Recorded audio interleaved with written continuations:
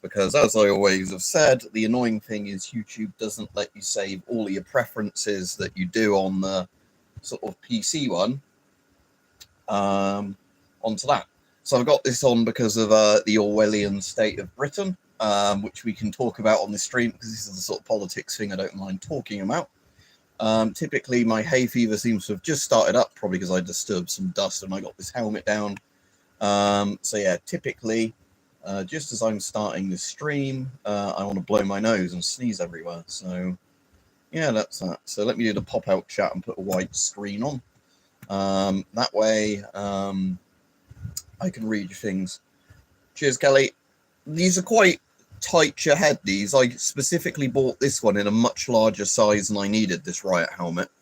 And this one still feels tight on my head. When I bought one that was actually to the measurement of my head, I had to sand the inside down for it to fit me. So, yeah, obviously this isn't a ballistic helmet in any way. It's just sort of, you know, designed to stop your head being caved in by bricks and whatever.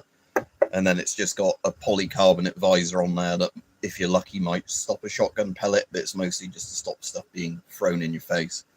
So I did a pop-out chat, and then I go to a white screen, so it looks nicer, and I can have the pop-out chat. I'm going to hopefully get a video filmed tomorrow. I've been really busy last sort of about week, you know, where nearly every day I've either been at work or had something on, or a couple of things on.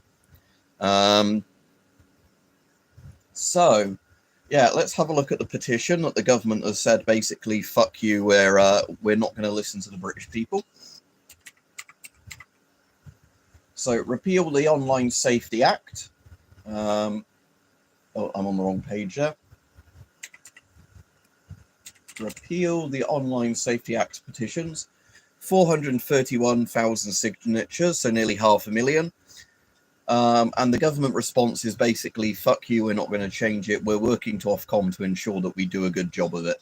And already stuff is being censored that has nothing to do with protecting children, and lots of websites that shouldn't need any verification at all because they don't contain anything harmful or whatever.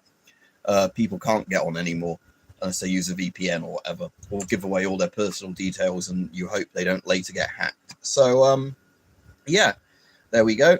The Online Safety Act is already a disaster, as I've talked about. I will happily help people circumvent it, because I don't believe that's illegal in any way. You know, it's just using normal online privacy things to use a VPN to get around it. All right, Byron? And yes, the horrible uni party of Labour and the Tories screwing everything up. But Labour's a bit worried now because Jeremy Corbyn's made his own party. So even if you don't like Corbyn, I'm quite pleased he's made a party to steal votes away from Labour. Just as, like, you know, Reform were being accused of taking votes from the Conservatives, we now have a party to split the Labour vote, which is brilliant. But yeah, so as you know, not a fan of this government. When they came in, I hope they do a good job, but we've had them for about a year now, and they've fucked so many things up, you know. It's amazing. Now and again, they do something good, but it's normally slightly under the hood type things. But, you know, they do more bad things for the amount of good things they change. So, you know.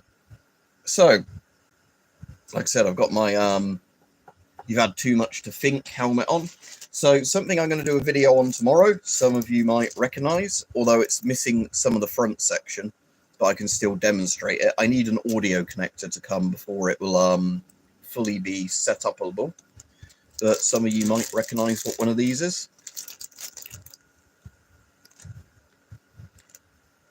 If nobody says in a minute, I'll tell them. But wanted one of these for a while. We brought it up on the stream the other day, and then, like a bus, two came along at once. So I've ordered this one that's a Mark 1 that's missing the little front connector, and I've got a Mark 2 coming that's got the front connector on but hasn't got any wires on it. But I should be able to crop clip that one and get it working. No, nothing to do with Geiger counters. It's to do with gas masks. It's World War II. I'll keep it in its bag because it's a bit dusty. You might just about be able to read the text there. Probably not, because this camera can't seem to have a focus on stuff.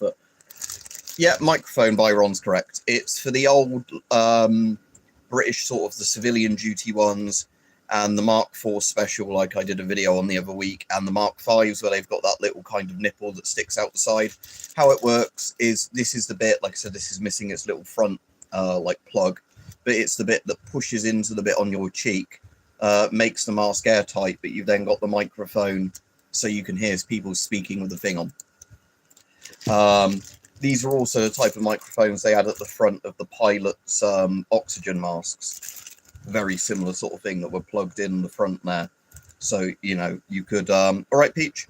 So you could, like I said, this one doesn't have a jack. So I've got a cable coming that's a 3.5mm to, you know, like left-right audio. Yeah, so when the connectors come, we'll see if it actually works still. And if it works, I'll do an audio recording test and we'll see how bad the audio quality is. And then when the Mark II one comes, I can actually demonstrate it connecting to a gas mask. Because like I said, even if that one doesn't work, I can actually connect it using the physical connection slot. Because like I said, that one's missing on this one. Because like I said, you'd have the microphone there. Then you'd normally have, I guess it would have been a bit of rubber or plastic around here on that ring. That's just kind of like that. It would be like a hollow spike that goes into the side bit on the mask. And the other thing I bought, because I'm not trying to get it massively into camelbacks, it's just I found the sort of one I should have bought the first time round.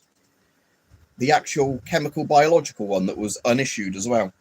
So although it looks a bit sort of dirty on the outside, that's just kind of the standard bits of dirt you get when something's in storage. But as you can see, the end is all still factory sealed. So yeah, these are the ones you're technically meant to use with the gas mask connector I've got, because these ones have a different material for the bag and pipe, which is meant to be chemical resistant. They also seem to have a better quality pipe on them. Yeah, when they're trying to gas us, Peach, for looking at stuff online. So yeah, if I get that pressed in properly. So yeah, the nice thing on this one, it's the only camelback I've got that's got the proper quick connector like that on there. Because a lot of the camel packs have just the, you know, tube pushed onto like a bit of a nozzle, but this one's at least got the quick connectors on both ends. So I actually bought one of these pipes with the connectors on separately, and they're about 15 quid.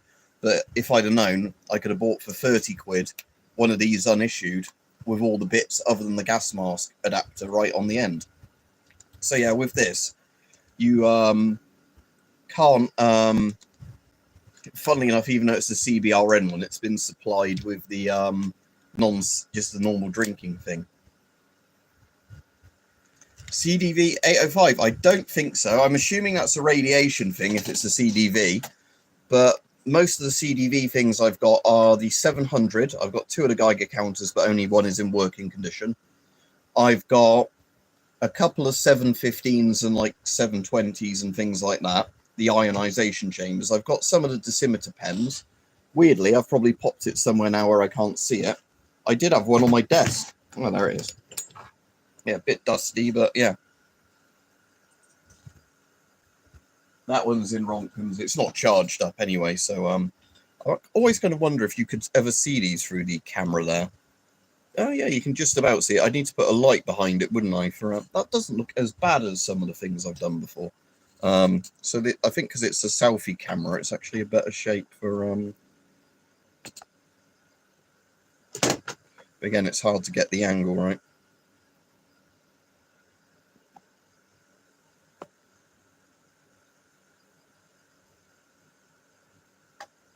Yeah, because you kind of need it further back with the lighting just right. But yeah, that's a wrong one. No, then I don't. I just have a standard XM28, but you know, that's sadly the straps are broken on that now. Yeah, get one if you can get it. But and it's not a silly price. All right, dear leader. Yeah, I'm all right, other than suffering from being in the UK under our authoritarian thing. Yeah, grasshoppers are hard to find in general. So yeah, if you can get one that's exactly the same mask, just under a different designation, yeah, definitely get it. Like I said, with the US CDV stuff, it's not that common in the UK at all. And like I said, the dosimeter pens are the things that turn up most frequently. Then After that, the most frequent things you find are the generally CDV 700s and like 715s, but either you can buy them from America and pay a load of tax on them and like quite expensive shipping, or you can buy one from somebody who's probably done that in the past in the UK, like if I sold mine. But then they obviously up the price a lot because they've had to eat all the costs of getting it to the UK in the first place. At least in the US, I suppose you have the First and Second Amendment, even if the government's trying to erode them. But yeah, you don't have very good healthcare, do you? At least over here, as much as people complain about the healthcare, it's not too bad. Right, this one's in greys, and this one goes up to 0.5 grey. 1 grey is 100 Rontgen, isn't it? So this one goes up to essentially 50 Rontgen. Again, this is one of the British, I think, medical ones. But again, that's going to be quite hard to see on that. But very, very, again, these are kind of weird, these, because they never look good on camera, but to the human eye, they always look fine. And I've got one of the Kraut ones here as well. What one's this? Oh, wait, no, that's a damaged one that's no longer working, isn't it? Yeah. Never mind. So that one is basically a dead one. The actual Geiger Muller tube in the CDV 700 is pretty damn good. There's not really any issues with the Geiger Muller tubes in them. The main issue is obviously just the old electronics burning out in them over time. Again, there are people that do the upgrades to them where they actually take all the old electronics out of the main body of the instrument and replace them with, modern semiconductors and everything, and transistors and everything. But the Geiger Muller tube, the 3-prong one, the CDV 700 uses, is actually a pretty damn good Geiger Muller tube because it's got like one thin section on it where it's more sensitive to radiation. So beta rays and things get in, like soft beta rays get into that section more easily. And then the rest of it is like, gamma and hard beta. It's quite a good tube, actually. Yeah, scary assault mower. Get a life, bin that knife. That weird campaign they used to do. But yeah, now they're trying to stop you having a wank now is what the UK government's current thing is. But how they've ruined that is, of course, stuff that isn't 18-only content. They're flagging as 18-only content and forcing you to verify to view it. And then a hell of a lot of that content as well. Sometimes even if you try and do the verification, you still can't get on. So, and I've had to help my dad do a load of fucking sites now. And my dad doesn't have a smartphone. So I was having to get my smartphone out and, get my dad to get his thing and then try and get him to hold the phone properly so he could get a selfie. Because he was trying to look at his car insurance. And even the car insurance now uses this bloody Online Safety Act, like verification things for printing off his policy documents. Yeah. I'll try and think of a good parody thing to do with it. But, yeah. Yeah, I'll Google it now, because at least when I'm doing these on my phone, there's nothing stopping me actually doing a separate tab as a Google search. So CDV, is it 805? Oh yeah, I've seen that before.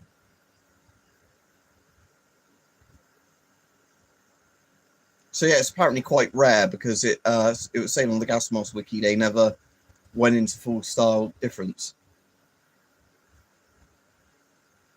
So yeah, it's basically the grasshopper face piece, isn't it? But it's got like a filter mesh over the top rather than the internal filters.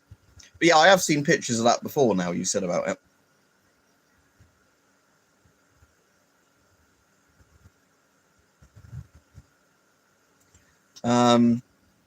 But yeah.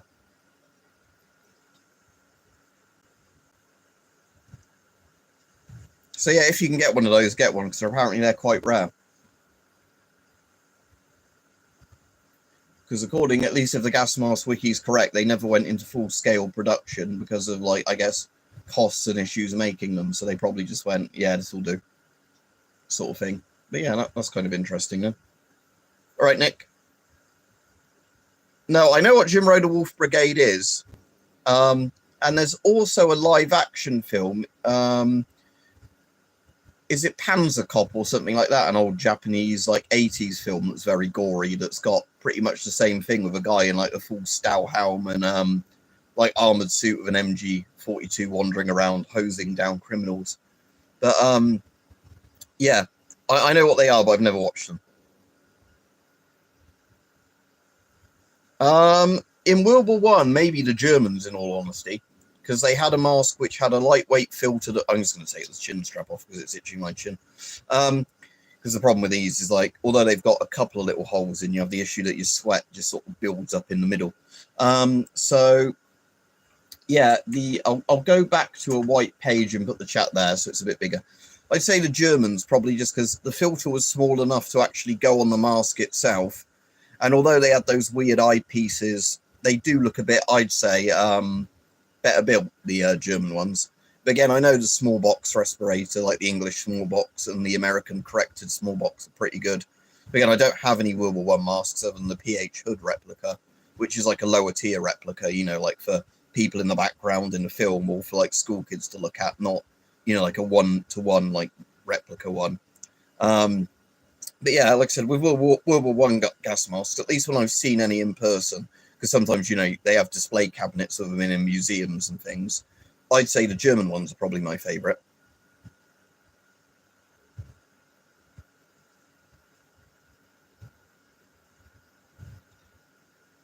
Well, Nick, there's a very easy thing you can use called a VPN, which I would highly recommend. I personally found setting my country to Switzerland got around every online safety act bit of bollocks anyway.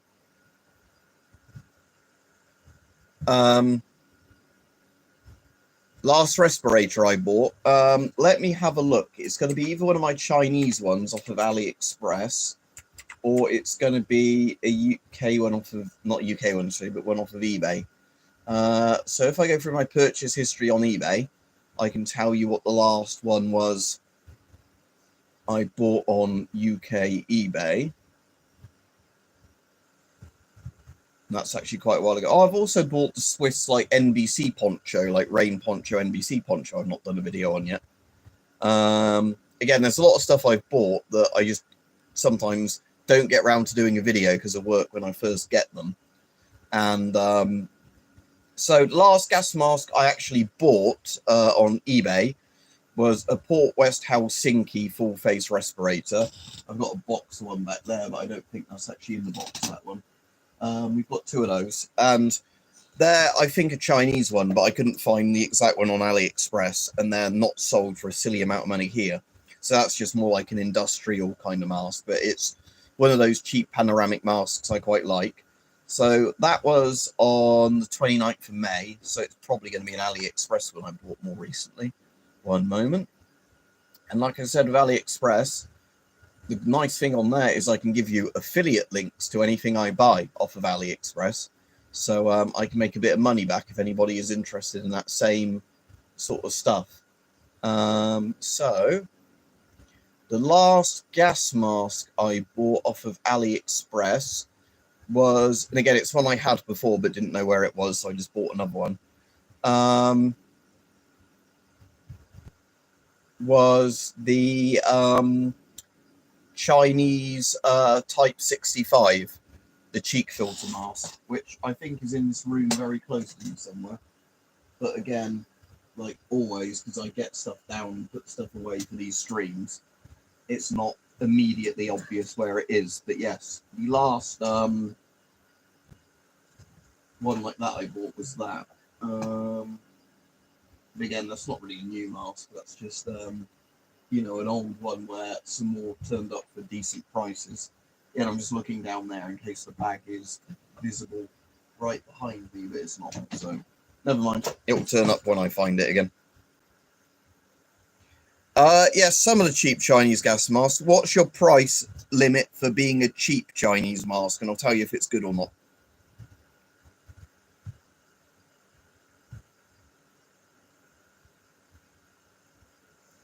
I know Scott did some like panoramic yellow masks. I've got one somewhere and done a video on it that I bought as a second-hand industrial one.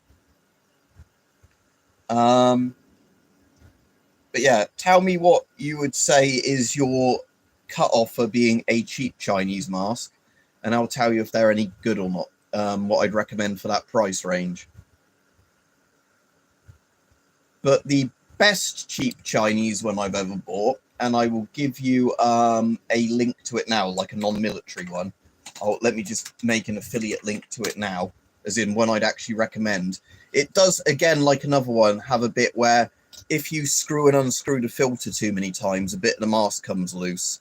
And while it will still make an airtight seal because it has O-rings, you probably want to put a bit of super glue or like rubber glue on it, just so it doesn't happen. Like, it's a bit of an oversight. I think it's because it's got lots of those, you know, bits where, right, this is a ship to UK link, not a ship to US or whatever else. But this particular one is the one I'd say out of all the ones I bought on AliExpress that aren't like old Chinese army masks, is actually the best quality one. Because, like, it's got 6 straps, they're good quality straps, it's a good panoramic visor.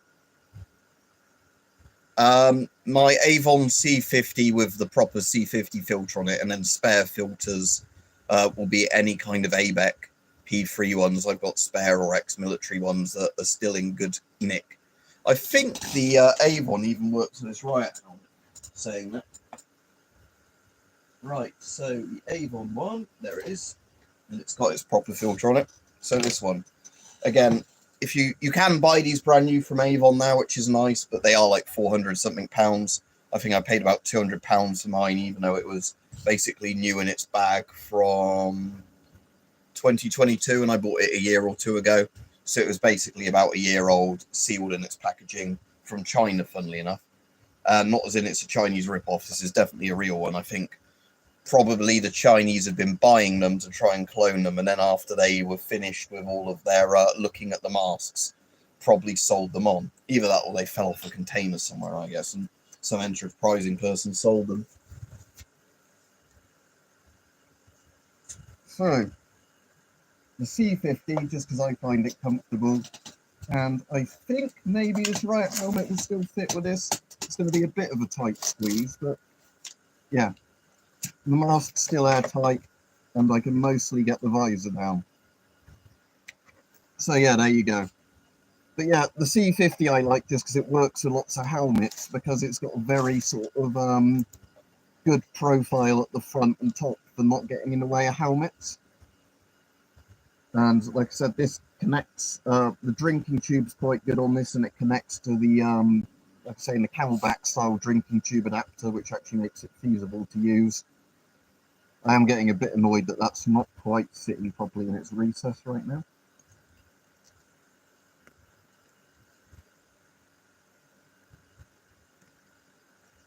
I'm trying to remember if that goes behind that bit or not. Yeah, the FM12 is very good. That's one of my other favourite masks, because it's just a more modern, slightly better S Pen. But, yeah, the C50 I like a lot.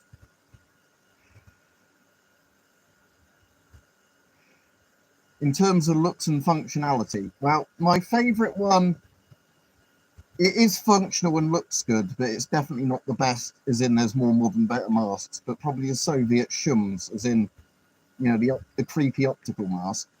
I like that one. Like I said, out of all my masks, the one I'd actually use first choice is the C50.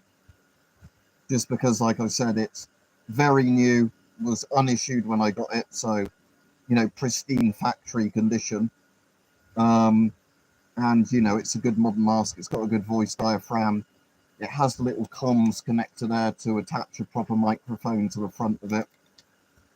It's got a drinking tube I actually don't hate, so it's got the filters that are designed to sit a bit closer to the mask than most filters, but again, this is quite a chunky filter. You can get ABEC filters new, yeah. What you want to do with ABEC filters if you're getting them new is, I'll just take this off a second so I can read the chat a bit better with my glasses on.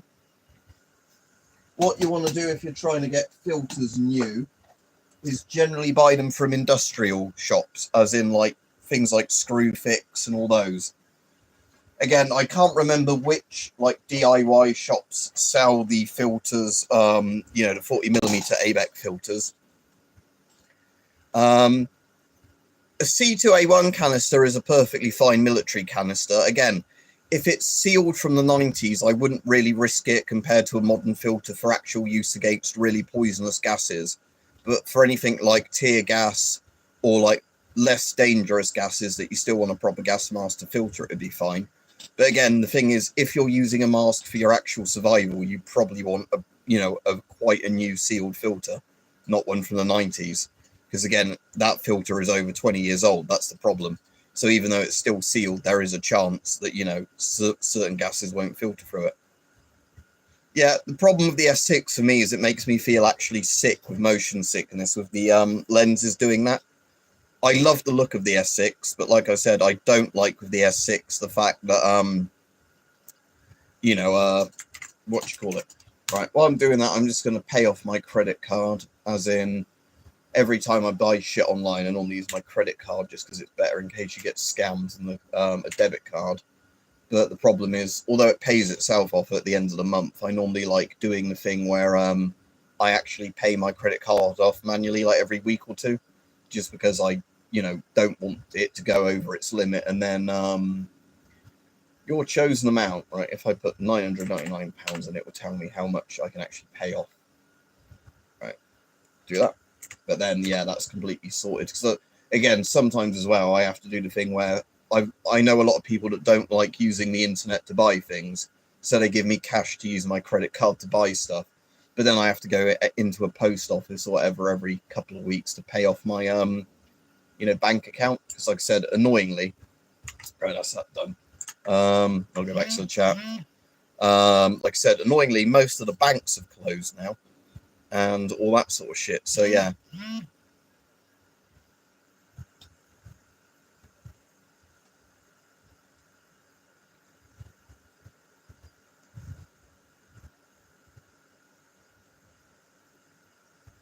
Right, what did I miss out of anything? Because I saw Peach say those people ...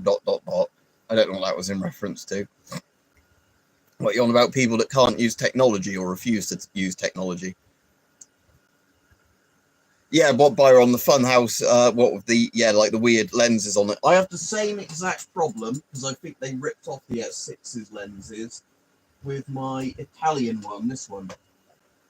Because again, look what lenses they ripped off with this mask. The Italian M90 or whatever it was called.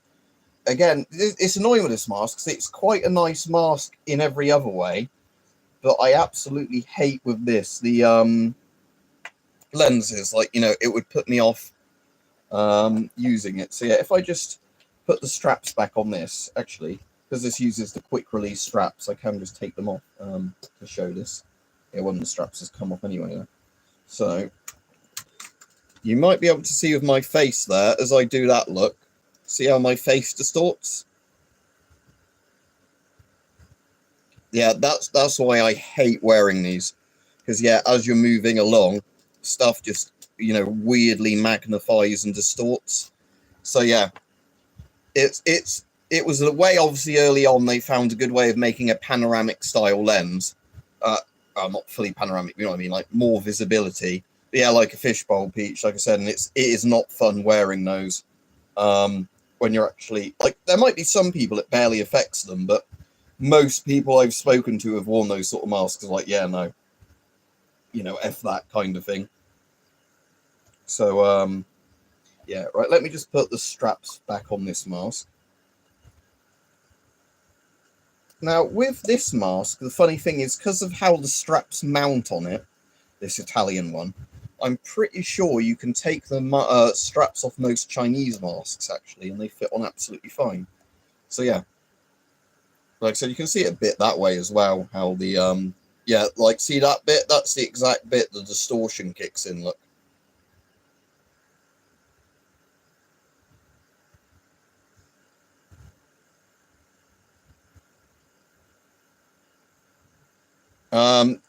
No, I don't. I will Google it, Rockwork. But again, if it's MSA, Minnesota Safety Appliance, isn't it? Or is it? No, it's Mining Safety Appliance, isn't it? 3M is the Minnesota one. Because that's a US-based thing. Unless they have exported stuff to the UK in huge numbers, normally the answer is no.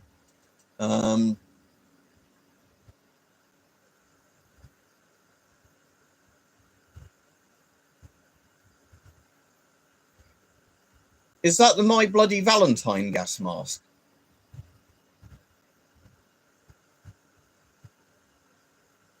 But like the original My Bloody Valentine. But that does look very familiar. It does look cool. It reminds me a lot of the Israeli M15 and like the German M65 and everything. But yeah, that does look like quite a nice mask. But yeah, I've never seen one in the UK out of those. The Repeal the Online Safety Act thing has now gone up to 432,000 signatures. The remake was a GP7 Peach. The original, yeah. So yeah, the original was that. So hang on a second, see if I can get you a picture of it. My Bloody Valentine gas mask. So yeah, the original, if I can get some.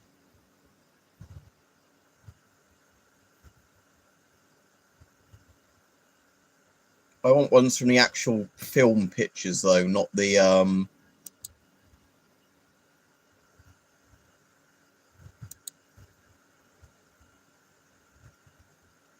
It does look slightly different, that gas mask, in My Bloody Valentine, the original. Let me just search my.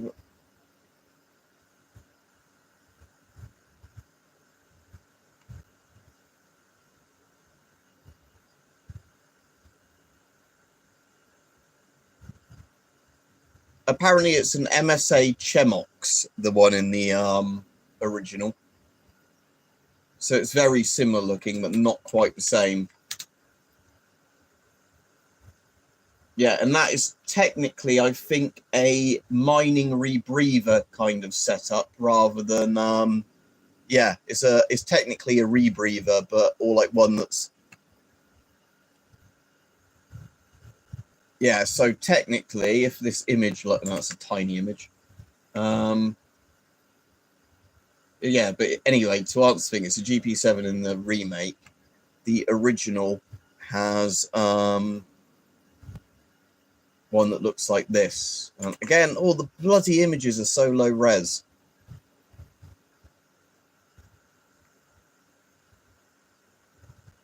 But yeah.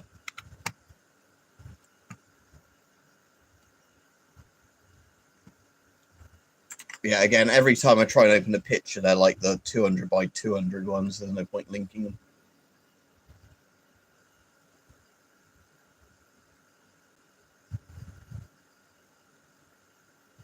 Yeah, so yeah, every time I open an image, there's shitty low-res ones. So, but anyway, here's the only good picture I can find of the original. And again, it looks very low-res there.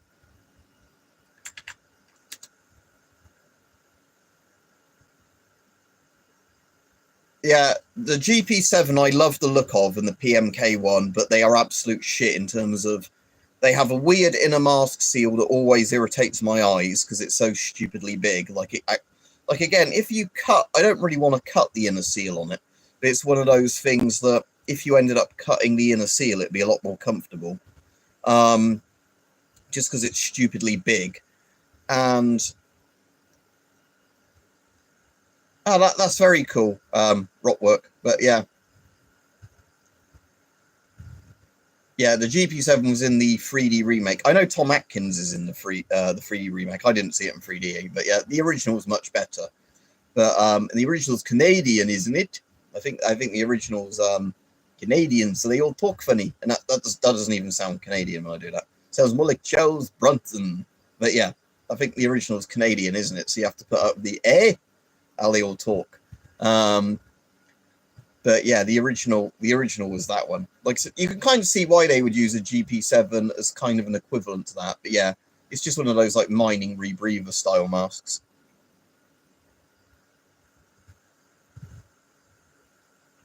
Cool. But yeah, I saw when I was looking at the pictures, a lot of them looked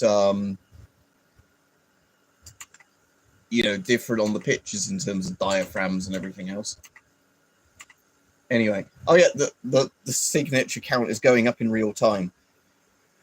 We need the Online Safety Act to prevent right-wing thuggery.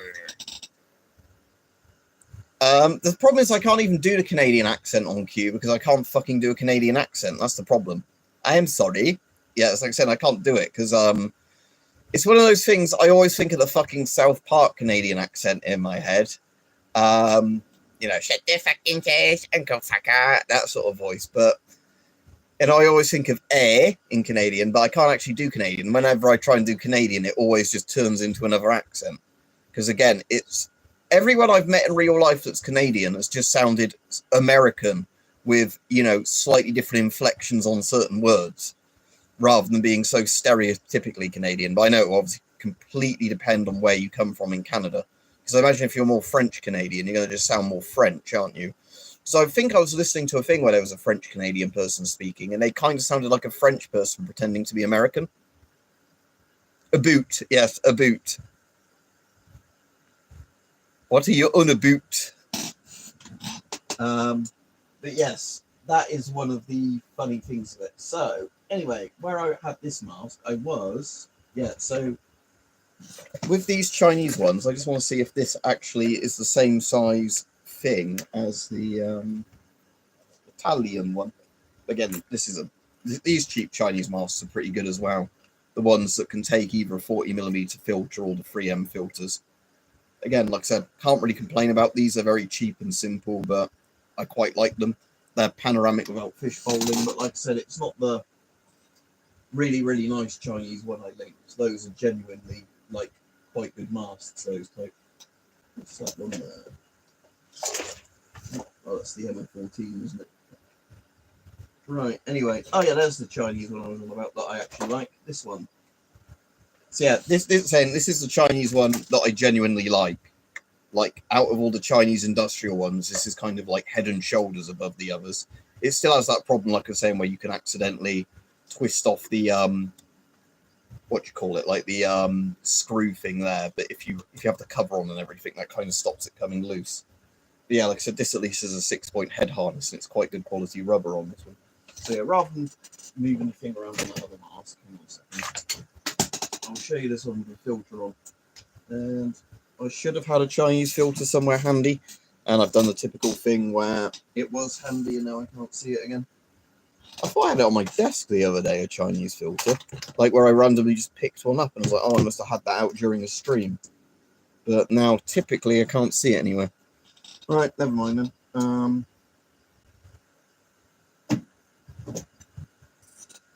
No, I don't want to do an asbestos filter. Probably it was. That is. Never mind. This isn't the filter that I was going to use, but this will do.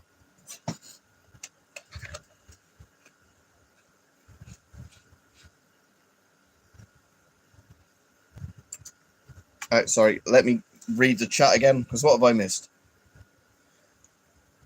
What gas mask do you think is the best haversack? Weirdly, I don't like the haversacks too much on the modern, like things like the M50's haversack and C50 seem pretty shit to me. They're just kind of like a bit of fabric, Velcro top. As much as I'm not a fan of the GSR, the GSR satchel is actually quite nice because it's a bit bulkier than most gas mask satchels. So you have a bit more storage space in it and you don't have to worry about cramming the accessories in a weird way. You know, like putting the filter inside a mask to then fit it in the satchel. So yeah, I do really like the GSR satchel because it's got 2 side pockets and it's got like a zip thing. So when the mask's in the bag, you can pull a zip up and then it compresses the bag a bit more. So it's kind of got one of those things that just makes it easier to put a thing in, you know, like a mask in. But yeah.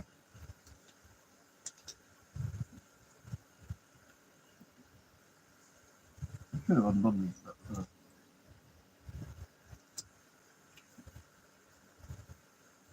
Right. There we go. That's good.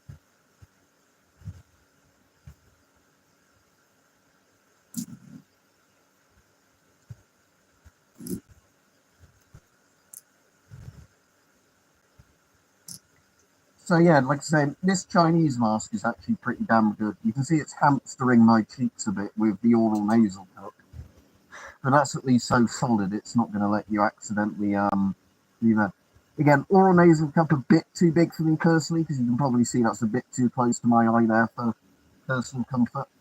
I suppose I could probably tighten the rear straps up a bit, loosen, sorry, the bottom straps, loosen the top straps, pull the back bit down a bit like that. Yeah, then that's not as bad like that. There you go. And that actually works, so, you know.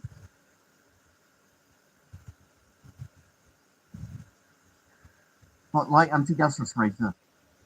Yeah, light anti-gas respirator is a bit like the French M51s haversack, just a bit of different dimensions. It's a very similar design. But yeah, with most satchels, they are just generally a lid over a thing using either a button or Velcro to keep them in. So yeah, I think out of all my gas masks, the GSR satchel is probably my favorite. If you're asking am I British, yes. What's this channel? I've already subbed. Well, you probably came on a video before, did you? Military or old gas masks, shit like that. But yeah, so what I am going to do, actually, speaking of satchels, your gun tube, I've got some black powder guns and things like that. And I've got some DIAC guns. Sadly, I'm on a live stream, so I can't get any of them out, even though they're handy. I've got the fucking Bren gun right over there, and I can't get the Bren gun out to show you. I've actually, right here, look. Let's be very careful as I do this. Oh no, the YouTube flip function's broken, isn't it? I forgot that. The function that's meant to flip around doesn't work. But oh look, it's a Sturmgewehr 57 with its barrel. But yeah, that when you know, old SIG, I was on about that with somebody the other day. The old SIG Sauer, not the SIG US with the guns that just kill people by randomly going off when they've got them in their holsters. It's a SIG 320, isn't it? But no, not a Sturmgewehr 44, sadly. Sturmgewehr 57, the SIG 510. So it's the really fucking ugly Swiss battle rifle. It's about the exact same length as a FAL, but it's got a bipod that you can move up and down on it for using as like an LMG configuration or like a different configuration.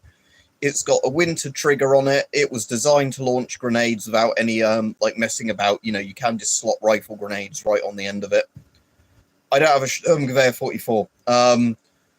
Like, if I did get one, it would have to be a replica, because the price of real Sturmgewehr 44s, even if they're DIAC, is just insane, isn't it?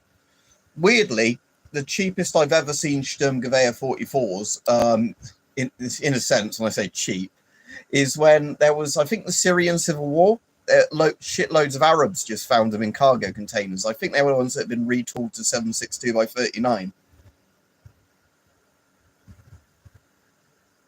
Ooh, there's a new Thermo Fisher radiation thing somebody's selling in bulk on eBay. It does 1 microsievert to 16 sievert, so that's pretty huge measurement range, isn't it? I don't know what my one does. It looks like it uses the same battery as mine. But there's also some very similar ones being sold here. And these are only 57.88. So are these in working condition? Oh, all in perfect working condition, but battery cover missing on all. Okay, that's kind of cool. So if I was to get one of these, they're literally 50... Right, I'll buy one of these and then just figure out a way of putting my own battery cover on it, because the battery cover on this is literally just one of the screw-in ones for a AA battery. But yeah, they're pretty damn good high-range dosimeters, those Fishers. Oh, I'm now going down the rabbit hole I shouldn't be going down, where I'm looking constantly at various radiation detectors and thinking, do I want to buy that? What's this thing? Radiation sensor. Not working or sensor error. Right, I don't want to buy that then. But yeah, I'm going down that annoying rabbit hole now, where I'm looking at loads of different things and going, ooh, what's that?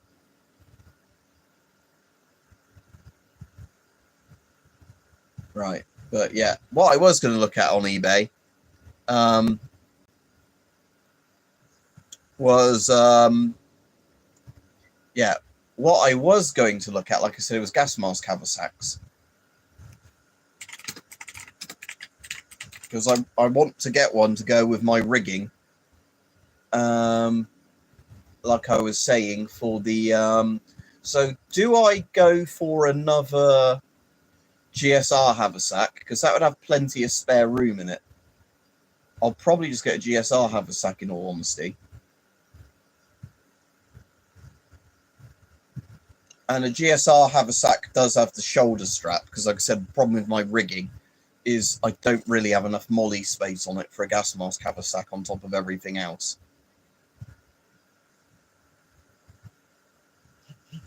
Again, I've got some S10 ones and those, but I'm not a huge fan of those.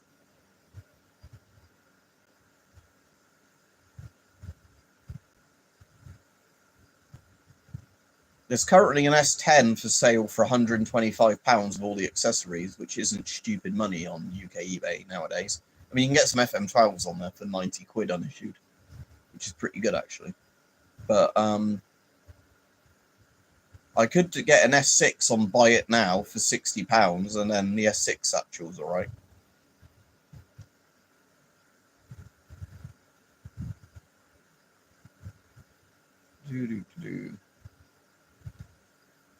However, there is somebody selling a GSR haversack for £5.43 with the strap included. It hasn't got the side pockets on, but that's fine. I'm just going to buy that one because not all of the people have the shoulder straps with them. So I'm just going to buy that. And then that can be what my M50 actually lives in for use with my body armor. I'll go back to the chat now. I was just putting that through before I forgot, because I do need to get a haversack, you know, ready to go with all my body armor, so I can actually have the mask I want to use with the camelback and everything else, all, you know, with the armor and ready to go. Because again, having some of this stuff, if you don't have it in a bug out bag kind of setup, isn't that great? So anyway, Thermo Fisher things I'm not going to bother with for now, because again, that money I could use for other stuff, and I do have a Thermo Fisher anyway, so I don't need a slightly more modern version of it. All right, thank you, Taco Kid. So glad you enjoyed the videos and that. What you on about the time where it is here? It is 17:18 at the moment here, as in 18 minutes past 5 p.m. I've got the old British Army in Northern Ireland flak jacket. I have no clue where it is in deep storage at the moment. I have seen it in this room before, but like I said, last time I went around looking for it, I think it was so buried or not in this room that I couldn't get it. But yeah, so I've got some videos of it on my channel. It's the old, you know, like it's the old green one that looks like the US Vietnam jacket with ballistic nylon in. It's too old to be Kevlar. But like I was saying, the one, I'll go put it on for you now, the armor I've actually got set up with the plates. One moment, please.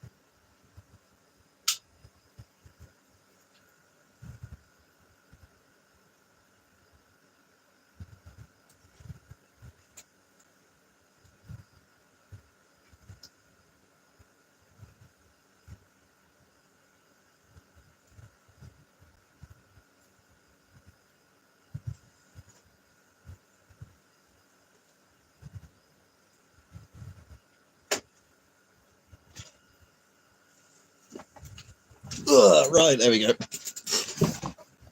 So yeah, what's in the chat that I've missed that's interesting?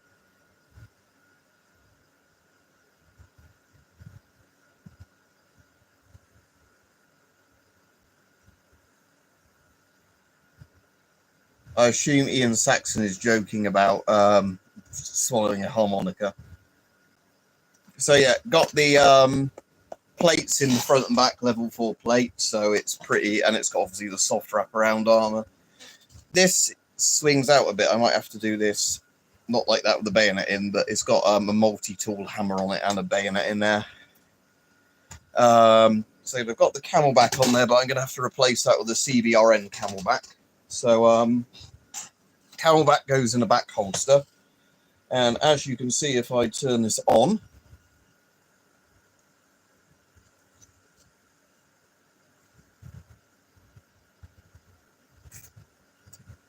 functioning camelback on it. I won't bother re-threading it through there, but what I'm going to do when I get the when I set this one up after I do the video in, is replace the camelback in there with the CBRN camelback, the Chem Bio 4, so it's a proper one. Like I said, what I've got as well is the proper mask adapter, so I can actually use it with the C50 and actually use it properly that way.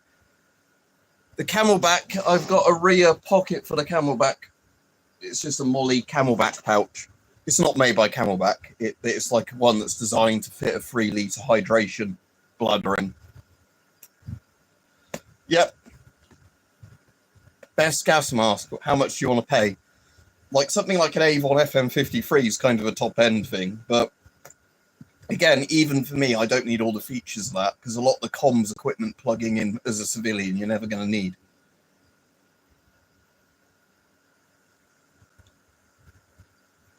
Yeah, level 4 plates. The police literally sell surplus level 4 plates to civilians, so that's what I've got, just to show you. I've got some more level 4 plates coming. You can also buy the ones from like Militech in China or whatever if you want to. But yeah, see there's a level 4 plate there. I'm just going to see if I can get it out easily while wearing the vest. This might be one of those things where I have to take the vest off to actually, yeah, I'm going to have to take the, at least take that strap off to get the thing out. But again, plates are quite hard to get in and out when you've actually got the vest on because you're pushing against the plate constantly. But yeah. Israeli civilian masks are very good, but the drinking tube system on them is shit. So basically, if you get a 4A1, you're never going to want to use the drinking tube on it because it's got this like thing that's kind of going to compromise you. Right, it's coming out now. It's beyond the zip bit. But yeah, I've got a level 4 plate in there because it says it's rated. It says technically tested to meet the protection level of NIJ3, but then it says 556 SS109, 762 ball, and 30 or 6 ball. So it's going to be level. It might be it doesn't fully meet all the level 4 things, but it's beyond level 3 anyway. The plate in the back is definitely a level 4 plate because I bought it as it says on the on the plate it's a level 4 plate, and other people who had bought them had shot them with stuff that would go through a level 3 and it stopped it. But again, this mega armor system. Like I say, I basically consider this a level 4 plate because of the fact that it's rated against quite a lot of common rifle rounds. Yeah, it's probably that there's, again, if you read the velocities of everything that, what you call it, if you read, yeah, like if you read the velocities of like the rounds, it's probably a case that there's one particular round that's tested on level 4 that this probably wouldn't stop. Because I've had that with some armors. Again, it's like the helmets. Like, if you see the videos where people shoot a lot of the Kevlar helmets, only a couple of the helmets will stop Tokarev rounds, where most of them fail on Tokarev, even if they stop 9mm and 45 ACP. So most Kevlar helmets are probably level 2, not level 3A. No, it's to do with lasers, dear leader. So, like, you don't, if you're using laser designators and stuff like that, or gun lasers, you don't damage your eyes from the laser reflecting and hitting you in the eye. Yeah, I'm all right, thanks. Deathwatch Corporation, been quite busy recently with work and everything, but yeah. So So yeah, this meets the protection level of NIJ-free, Swedish level D, or German SK-free with 44mm trauma. So yeah, I'm assuming this surpasses level 3, didn't meet level 4 standards. Yeah, Mark 7, at least when some people have tested it, stopped Tokarev rounds. There was the lucky bastard who got shot with an AK in the head, and it actually... They have it at Bovington Tank Museum at the minute, that specific helmet. But the AK round went in, deflected through the helmet and away from his head. So again, the helmet wouldn't have fully stopped the AK round, but because it didn't penetrate directly through, like it lost enough velocity as it went like that through the helmet that it missed his head and saved his life. But yeah, so like I said, technically now I've read this is a better than level 3 plate, not quite a level 4 plate, but no, it's because red is to protect you from green lasers. Blue is normally, I think blue is against red lasers, if I remember right. Yeah, blue is for red lasers. And they're like yellow color for ultraviolet, like stuff that's blue. So blue lasers and ultraviolet light would be like a yellow color. Yeah, exactly. So yeah, it's like laser protection goggles. If you ever buy any laser protection goggles, sadly, there's not like one laser protection goggle that blocks every type of laser, because I guess that would just be opaque. So yeah, they have to tint them, you know, like certain colors block out certain wavelengths. So yeah, the red ones I've got on my S10, for example, are for green lasers to protect you from, yeah, green lasers. Whereas it was this way up, wasn't it? Yeah, this way up. So the main annoyance with this is that it's the zip at the bottom. The armor's great in the sense that it has a pocket for the full-size plates. The issue is, like I said, there's still quite a bit of space in there, is that the zip, I wish they'd put an extra, like, centimetre or two on the zip below where the panel goes in, so you can just, but yeah, so obviously, like I said, it's got the soft armour there as well. That's just 3A. I can't remember if it's actually level 2 or 3A on this vest, but in combination with the vest. It's also the stab resistant stuff. Again, if you have somebody that is meffed up really strong with an ice pick, they still get through the vest. But a standard person with a kitchen knife or, like, you know, any sort of military knife isn't going to pen this. So, yeah, it's pretty good, this armor anyway. Covering you from stuff.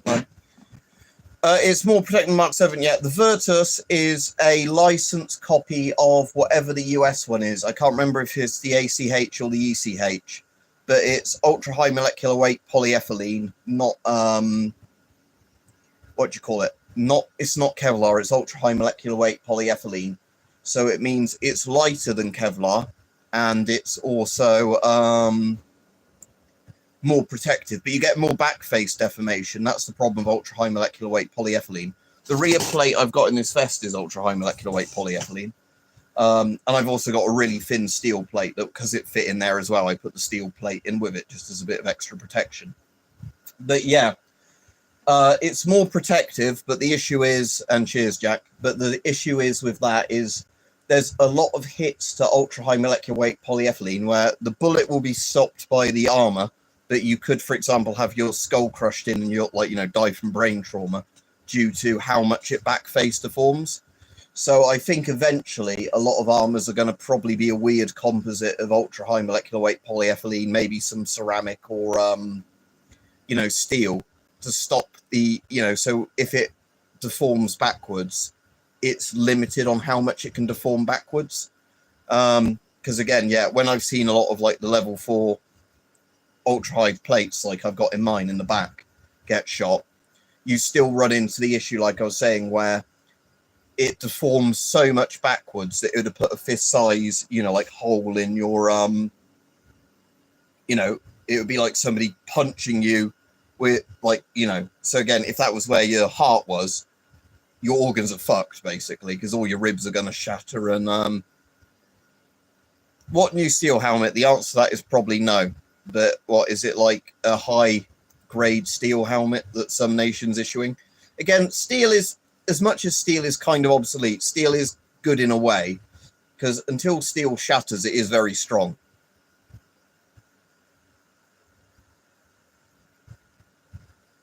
Yeah, the reason they're so expensive, though, is because, again, they're current issue stuff. So until they become more common as surplus, you're basically, having to pay against a lot of other people that want them. But yeah, like I say, the reason they're so strong is specifically because of the fact that, you're going to survive getting hit in the head with stuff in that helmet that would just piss through a Kevlar helmet, basically. Like I said, stuff like 5.56, you would probably survive with concussion and stuff like that would have gone through a Kevlar helmet. Nova Steel. Let me Google it. This sounds interesting. Nova Steel. So that just literally means new steel, doesn't it? Because Nova, in whatever languages, is just new. Right, I don't want to go to this company's own website. I'll go to people arguing if it's good or not, because again,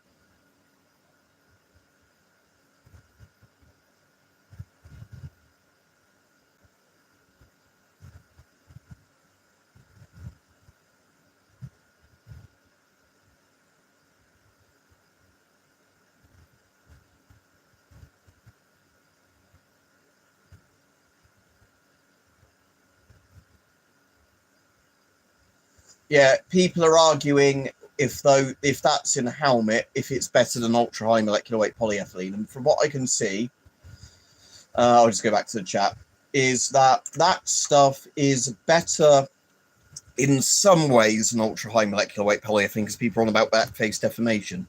So it sounds like, again, it's the trade-off. Where does the cutoff go between stopping something but also not wanting the back face deformation? Arc flash lamp. I have no idea. I'll look into it. Hang on. Oh, I don't want to change the color on this website. Arc flash lamp. Is that as in like for welding kind of thing, or like one of those really bright lamps? Xenon arc lamp.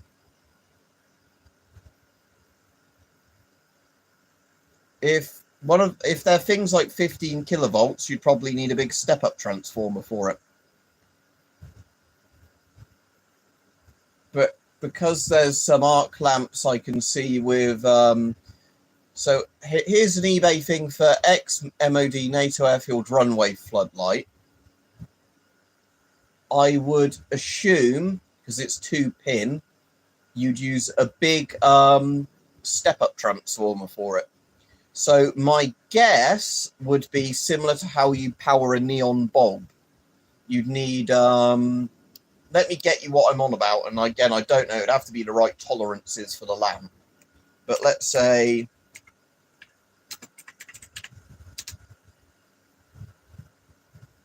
and I'm trying to find stuff that's legit, not like some dodgy, cheap thing that's... Again, this is for 7.5 kilovolt. And again, the URL's not going to fit because fucking... Right, I can... What an eBay, guys. Again, I'm not going to bother doing an affiliate link to this because, again, but just so you know what I'm on about, I think it would probably power by something like this. But again, I don't know if this is actually the right, like amps and everything else. But my guess would be you would run, like one end from the wall socket, then you'd have the big step-up transformer. Because this is like the way you power, but even bulkier, how you power X-ray tubes using stuff like that. It's basically a little transformer that takes whatever voltage, massively steps up the voltage, but sometimes lowers the amps, and then does it that way. But it's like how you make neon signs glow, because I'm assuming it works similar to a neon sign.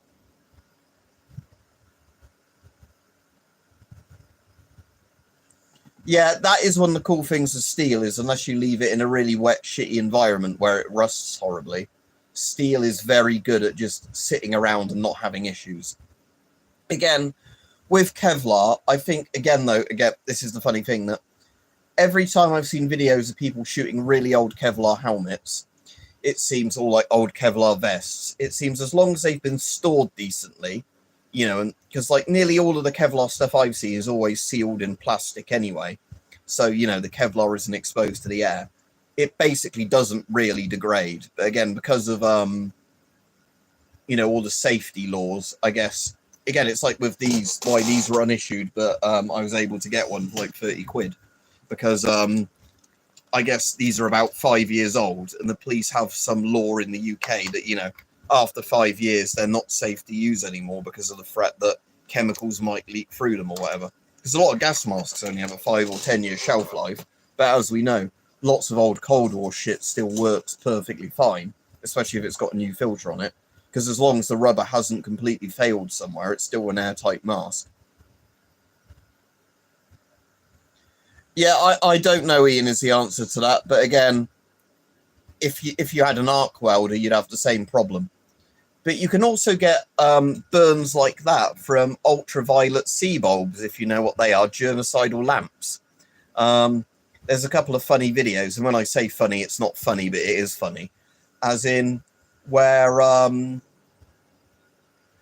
you know, like companies, I think there was one in China at some event, they wanted UV lighting, but rather than buying UVA, which is like the glow-in-the-dark UV, they bought UVC bulbs, germicidal bulbs, and they lit this entire event up with UVC bulbs. And then everybody who went there woke up like in the night that night with burning, like prickly eyes, you know, and their skin had all burnt off on the surface layer because the ultraviolet C had cooked all their, you know, top layer of skin cells. So yeah, it's similar to that arc flash. It's like, you know, the lovely light that is right on the edge of ionizing radiation, where it cooks your DNA. I don't know if there's actually true dealing, as in, I know you get all those gimmicky triangular knives, but I don't actually think in reality they're necessarily worse, because nearly all the knives I've heard that shit from, they're not actually banned anywhere, or they're only banned because it's in countries like the UK where they're like, oh, that's a knife you want to use for murdering somebody or whatever. I just want to have a look at all the tools on the hammer. Andy at work bought me this as a gift, so thank you to Andy. So let's see what we've got on this. Guess we take that bit off first. So we've got a hammer. So obviously when you bash something with a hammer, you just do that. That's the plate in there making that noise. So yeah, we've got a hammer for bonking, nail puller, the wire cutters and the pliers. That's pretty cool. And what have we got in the bit here? Saw blade. I'll get them all out one by one. Saw blade. That's can opener part way down there. I don't know what that middle bit's for. Somebody will probably know. Probably something to do with fishing line. Another different type of saw.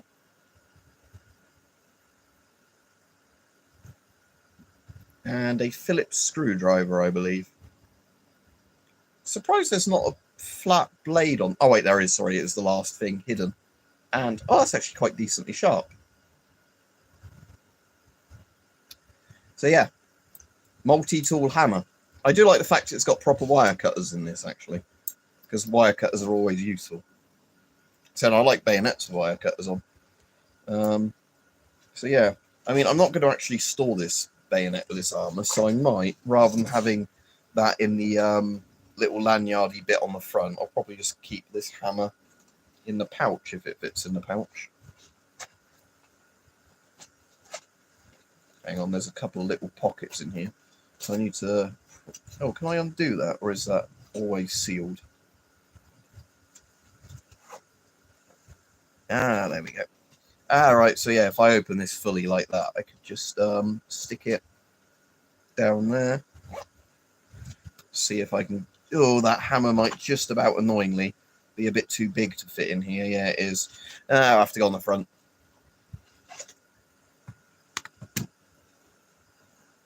I think he's on about the Cyclone knives, or whatever they were called. I know one company sold them under a gimmicky name like that. But yeah, in general, I don't actually know much about triangular knives. There's some that look pretty cool, but like I said, as far as I know, they're not actually any more dangerous than any other type of knife.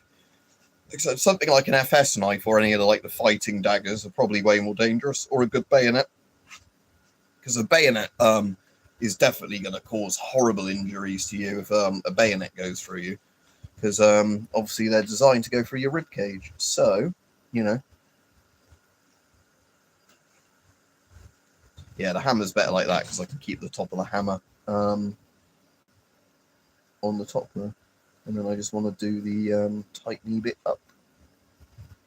There we go, and then that's, yeah, tight in there. Yeah, that's all right. I've got somewhere a Smith & Wesson knife that's got, I think, a molly back bit, so I might just put the Smith & Wesson knife on there.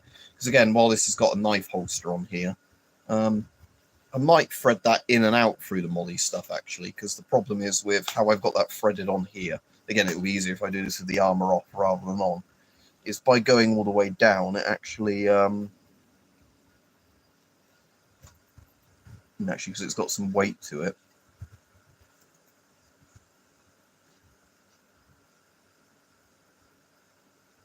It doesn't actually sit that securely.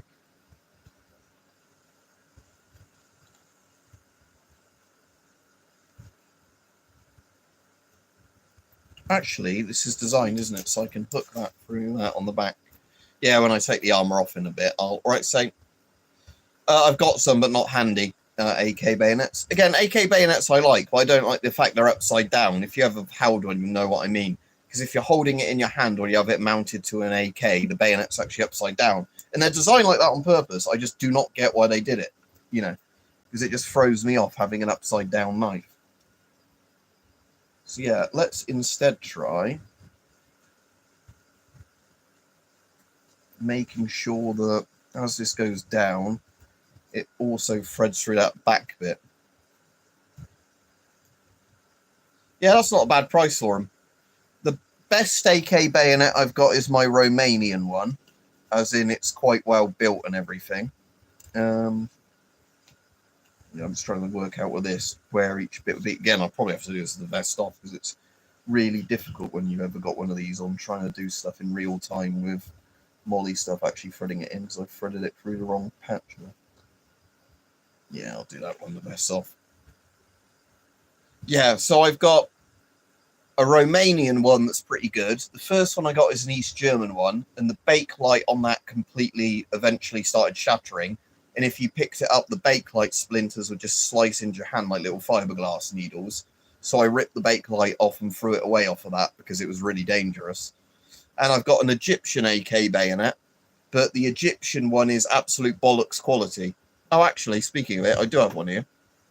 Because my East German AK is, which I can't show on YouTube, but the bayonet, but nah, I'm not going to be able to show it you, sadly. I can show you the holster. But yeah, the Egyptian one is such no, I'm not going to even do that.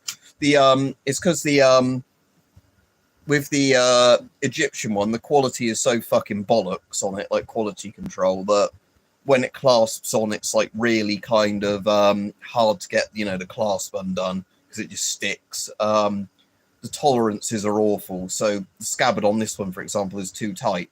So the Romanian one I've got, it's like one of those good scabbards that, you know, comes off with a bit of effort, but otherwise sits quite tight, doesn't rattle. With this Egyptian one, the scabbard is so tight that you actually have to physically, like, really yank the scabbard, and it probably, you know, damages the blade a bit each time you put the scabbard on and off. It looks pretty similar, in all honesty, to that, but this Egyptian one I've got isn't bakelite. It's... I can't tell if it's wood they've painted and put, like, a weird coating on, but it's not bakelite, this Egyptian one I've got. They look pretty similar to the East German ones, but like I said, the East German one was fine until the bakelite went on mine. It was a well-made bayonet, but this Egyptian one is fucking dog shit. It's, you know, like the Romanian one I've got is the one I like, because the Romanian one, I don't know if mine's a rubber type one, Ian, but the Romanian one I've got is at least, you know, got good fit and finish on it. It's the classic kind of bakelite looking orangey sort of color to it. So it looks like, you know, what a classic AK bayonet looks like if you finger one in your head. So it's probably a direct clone of the Soviet one or whatever. So yeah, the Romanian one I like is just because it's held up fine and not, you know, worn down. But the AK-74 types are the ones I prefer, as in, not necessarily because of the muzzle brake bit on it, but you know, because they're more of a like rectangle shape rather than where the AKM ones had the bulkier bit to them, didn't they, at the back? But both work on both AKs. Yeah, the Romanian M74 mask is very good, because the interesting thing is it's NATO threaded, not GOST threaded.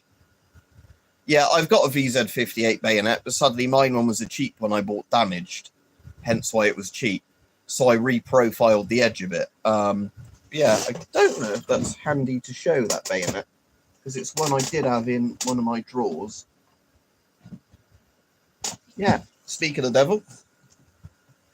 So I've had to reprofile the edge a bit, as you can see.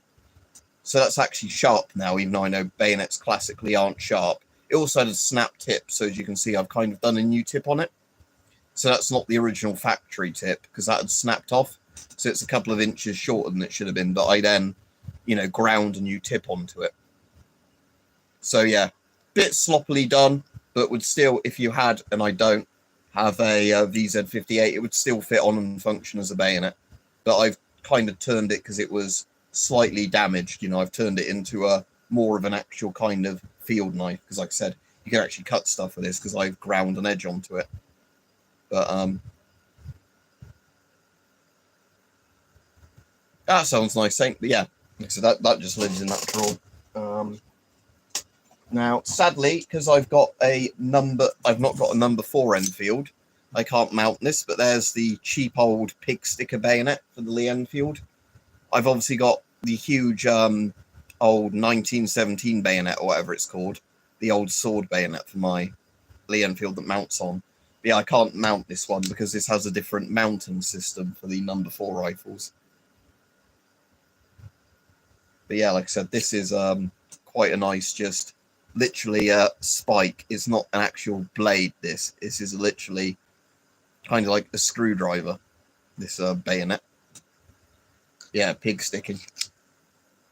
Well, I have to be careful holding that, because you might be able to see it's absolutely covered in like Cosmolini stuff. So you hold that the wrong way and you immediately get your hands completely greasy and filthy. And I've got a really old shit knife there as well. And the Israeli, I think it's the Israeli made, yeah, like K-bar rip-off thing. And again, this is quite a nice knife, but again, very similar actually. But like I said, this is more of a clone of the K-bar, this knife. Whereas I said I like the M4 bayonets. They are almost exactly the same size, saying that, in terms of blade length.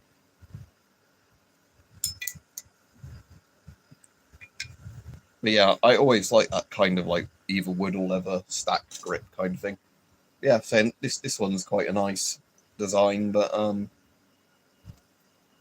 I've got the British Army kind of bulky knife. Oh, that'd be a good one to put in this knife holster, actually. The giant British Army knife.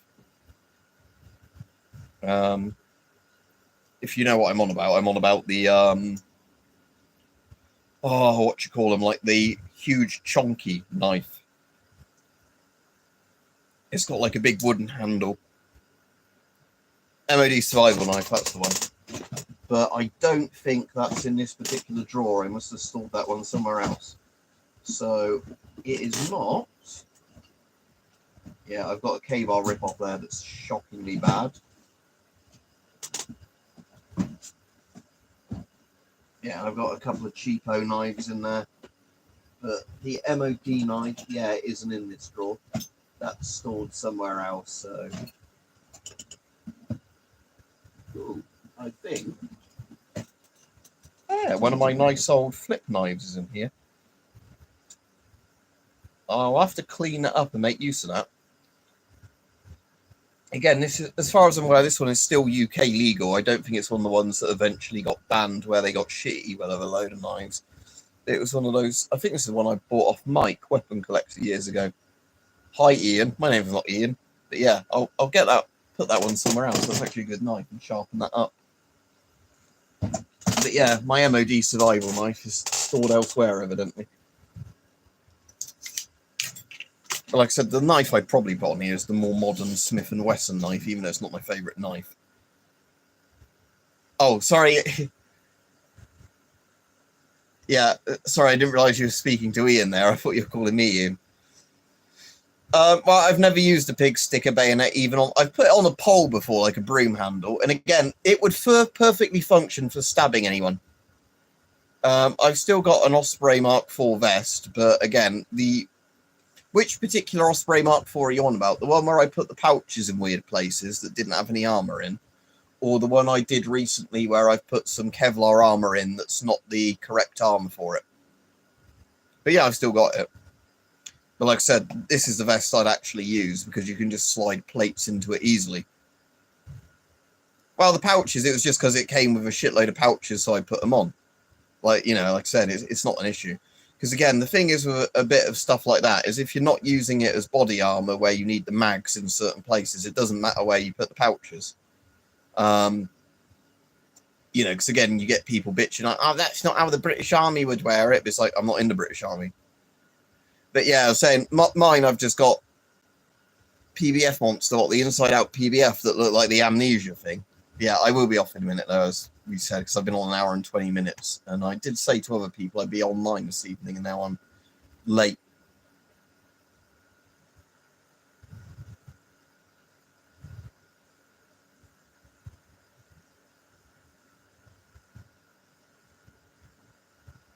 Which particular vest, Saint? Like one of the police-style ones, or what? Because like saying this one would be a bit too bulky, this one to wear on the thing. But obviously, this has the actual pockets and zips for plates in this one. The one I've got I like is a police vest that's very slimline. So that was the one I used to wear when I was going to work, especially if we were opening up in the mornings.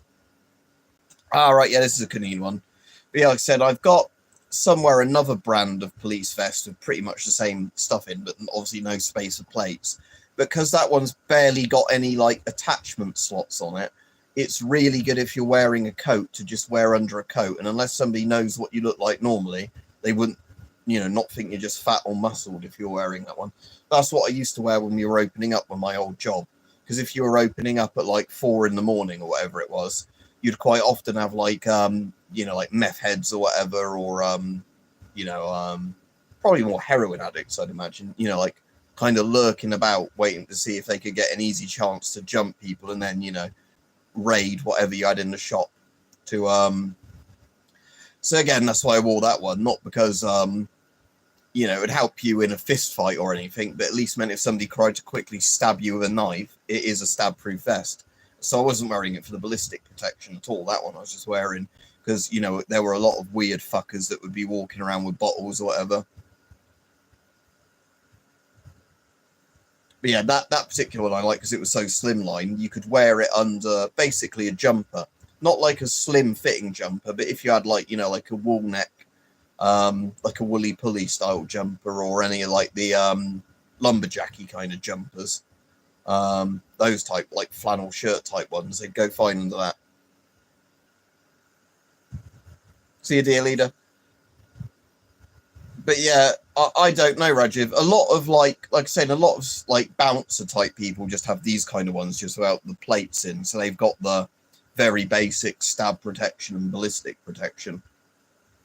Because again, if you're a doorman type person or whatever, you want a vest that's just gonna stop maybe a pistol round or yeah, again, Rajiv, like I said, the old police vest I have, I'll see if I can find a picture of one that was like mine.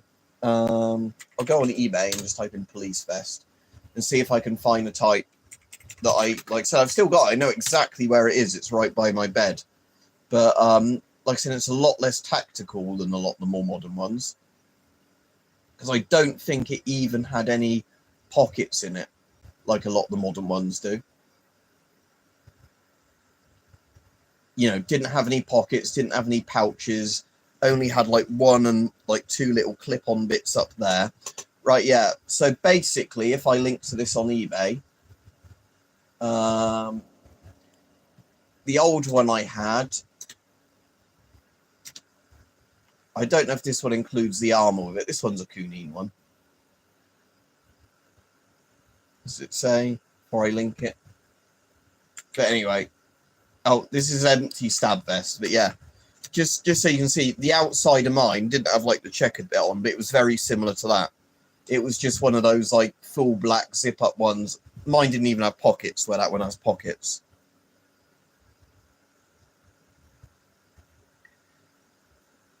I'll have to find that video then, Saint. But yeah, ones that look like just general use things are really good, because you could, like you're saying, because the one I had was technically an overt vest, but because it was so slimline, it would fit fine under a jumper. Yeah, like I said, the police stuff, even if it's surplus, is genuinely pretty good. Some of the stuff I bought has clearly never even been worn, or maybe been worn for like a training exercise, and that's been it. Because, like I said, the thing is, a lot of the police stuff is after a set amount of years, because of all the laws around, like, you know, not giving them old equipment, they have to buy in new equipment and either, you know, throw away or just sell as surplus the old equipment. And again, the places that sell them as surplus are great because they're often dirt cheap for how good the gear is. You know, whereas if you looked up the exact same vest, you know, on... what you're going to say, like, you know, the sites that sell them brand new, they'd be like £300-400 for something almost in the exact same condition. You know, the ones that are a bit old might have some storage marks on.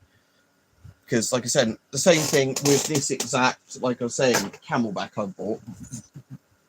That, again, I'll do a video on tomorrow or whatever. This Camelback is completely unissued. And it's the like chemical warfare one, which is the one I wanted for setting up with this, not the one I've currently got on there. And what I've got in the other room is zip tied together. I've got the regular bite valve and the gas mask valve. So, you know, you can have one clipped on and the other one's always hanging off using a cable tie. So you can quickly switch to what you want to do using the gas mask or just drinking normally. But, yeah, like I said, the Camelback, I will do a video on tomorrow, that one. And that's the exact same shape that fits in my old British Army thing as well. But again, if I'm using it with this, that doesn't matter. It's just a big kind of like 3 litre, 4 litre kind of just rectangle rucksack thing with a Velcro hood that the Camelback I've got here goes into. Because like I was saying, for the people that weren't on earlier, just to show them, flip it to the drinking position and then...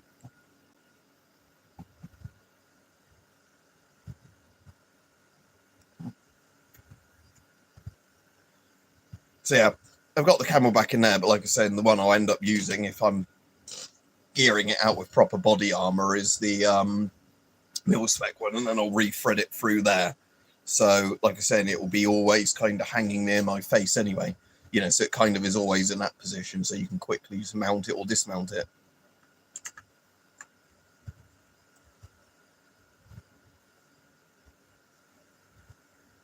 No, I haven't heard of Todd's Outdoor.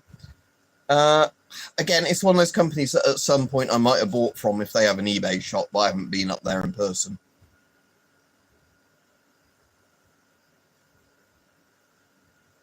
All right, Sapper.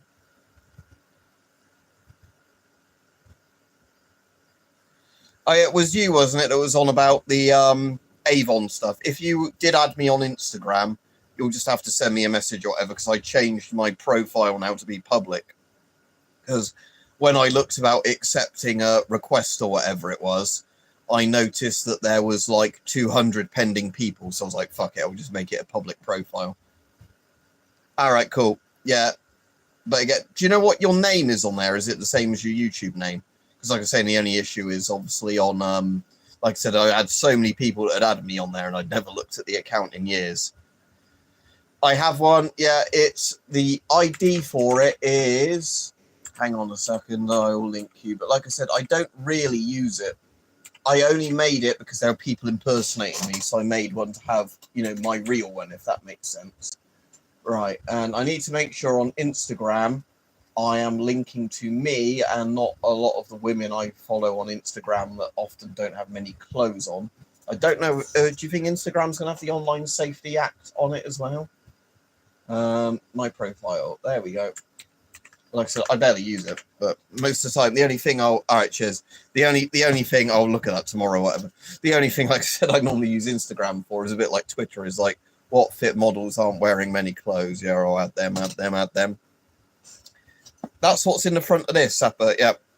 So I've got a ceramic plate in the front. I've got an ultra-high molecular weight polyethylene one. And the police are probably the biggest sellers of ceramic plates, because the police, literally, as soon as their plates are 5 years, 10 years old, whatever their cut-off date is for them, they sell their plates on eBay.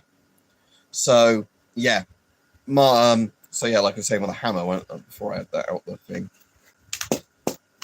That's the ceramic plate in the front there. But, yeah, the police, like I said, the police are one of the biggest sellers of ceramic plates, because they just dump all their old ones on the surplus market.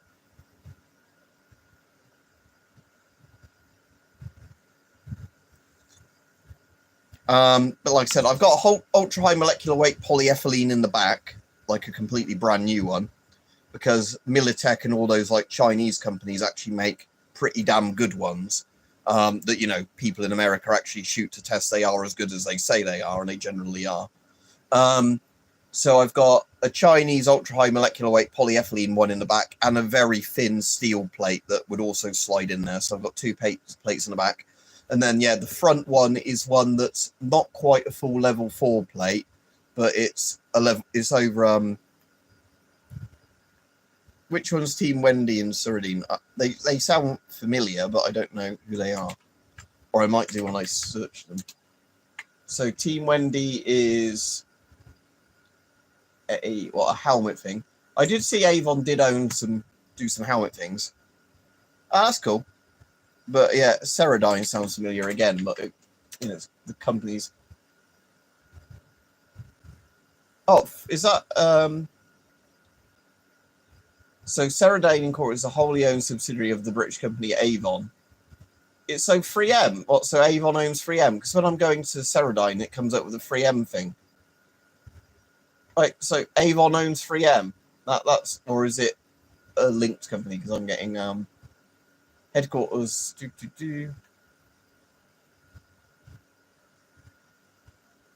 I'm getting, or is it a subsidiary of 3M? Because it's just for some reason it has 3M as the thing on there of say more just because they don't cost an arm and a leg now. I'd rather have them and not need them than, you know, need them and not have them. But yeah, I know a lot of people as well that when they do stuff like airsoft, like I said, I don't bother with airsoft, not that I would do it if, like I said, there was a place near me, that they like wearing the full weight gear if they're actually do it to get some exercise when they do it. That division from 3M. So even though it says on the wiki page that it's owned by British company Avon Rubber, it's still got the 3M picture on the thing, so that's confusing. But soft armor, no, Saint. The best you can get in soft armor, unless it's stupidly thick, is 3A, and that would stop 22 long rifle and that. But 3A is only really pistol rounds. You need a level 3 like hard plate, as in steel, ceramic, or ultra high molecular weight polyethylene to stop, you know, like proper rifle rounds like 5.56 and whatever. I think Paul Harrell, when he was still alive, did a video on like how many Kevlar vests you'd have to, like, you know, or Kevlar panels you'd have to literally stack in a row to stop a rifle round. And it became so stupidly like heavy and, you know, so many that, you know, a steel or ceramic plate took up so much less space and weight. Again, it's, for whatever reason, soft panels are very good against pistol rounds. They just don't do really anything against rifle rounds, unless the rifle rounds lost so much velocity by that point. You know, like, again, if you're wearing soft body armor, you were behind some other form of cover and the shooter was far away, the bullet had traveled quite a distance, penetrated and deformed a bit, going through some other cover, then hit your soft armor, then it might do something. But yeah, for the most part, basically saying, yeah, I just want to have an actual, rather than the bug out bag, I just kind of want a actual proper kind of, I know where this armor is, and it's, you know, the full-on armor, not just like a stab vest kind of thing. But yeah, like I said, I'll be putting the proper Chem Bio one I bought in there. So yeah, once I've done the YouTube video on this, like I was saying to other people earlier in the stream, once I've done the video on the Chem Bio one, I'm going to reconfigure this with a Chem Bio, not the just like conventional civilian Camelback in there. This is the same shape ones that fit in the British Army rucksacks as well. But like I said, I'm not going to be running the British Army rucksack design on this. But again, it's funny it's come with a bite valve. But like I said, it's just because the C50 and everything, the drinking tubes are actually decent to use, like I was saying the other day with that. But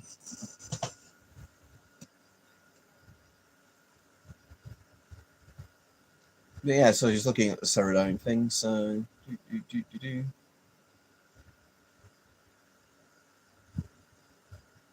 so with Ceradyne, and I'm assuming it's one of those things where, by look of it, they have like a specific kind of cool own thing where they put different armors into probably like a bit like Chobham armor or whatever it is. It's kind of secret how it's made, but it works quite well. Because again, a lot of the armors now I see do seem to not be one thing. Like they're not all steel, they're not all ceramic or whatever. They seem to often be a mix of things, probably because you can, again, it's like with ultra high molecular weight polyethylene, like I was saying earlier in the stream, that is very good at stopping bullets, but it has huge backface deformation. So if you paired that with, a steel layer at the back, you could probably make a fatal injury survivable, because the steel would take a load of the impact and strain of the, like the ultra high molecular weight polyethylene kind of bubbling backwards. Is prepping a popular thing? I don't really know. I know there's some people that are really into prepping. Like I said, I find a lot of the stuff interesting. But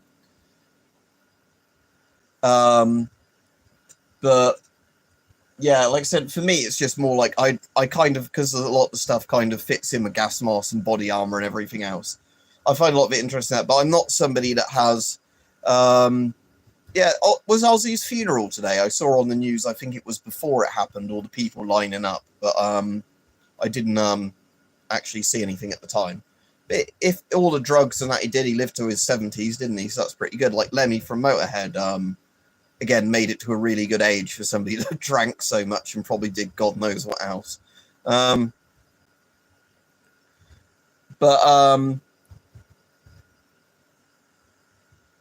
But yeah, like I said, for me, so I don't have like a warehouse filled with cans of like water and, bottles of water and cans of food and all that stuff. And I don't have like some secret fort full of punji sticks and whatever else, like some of the preppers you see.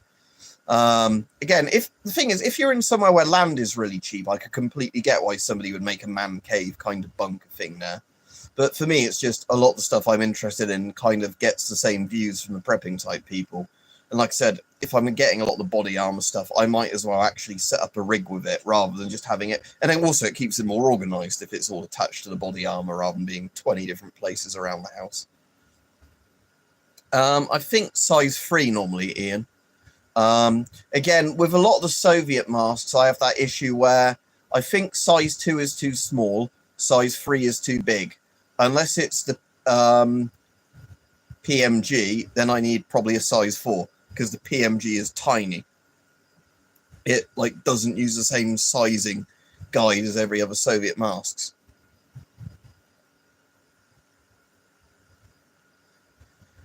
Right, so somebody who is really quang into the stuff might know better, but from what I understand, for the most part, the nuclear and radiological stuff is nearly identical.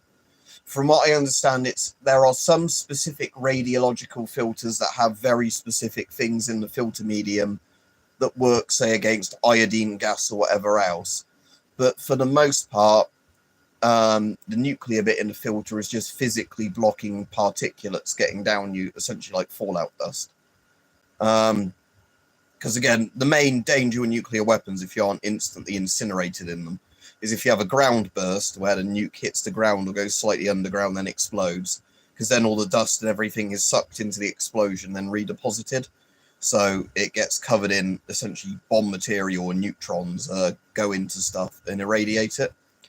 So yeah, the main dangers is basically fallout dust landing on your skin or very close to where you live. And the idea of the filter is basically it's blocking that nuclear dust from being huffed in, if you like, because once it gets inside you, it's going to be constantly irradiating you from the inside out.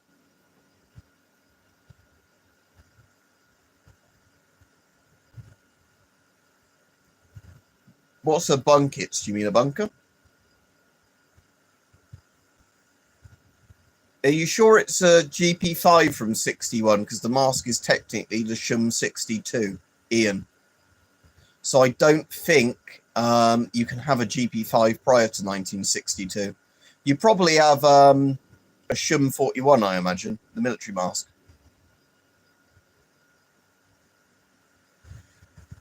Yeah, so with nuclear stuff, for the most part, the charcoal isn't as important because nuclear dust is mostly the particulate filter that doesn't really expire.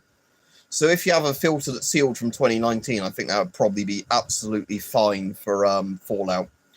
Because again, the main danger of fallout is just breathing it in, which the filter stops. It's not like the charcoal layer where, as that gets older, it might not absorb.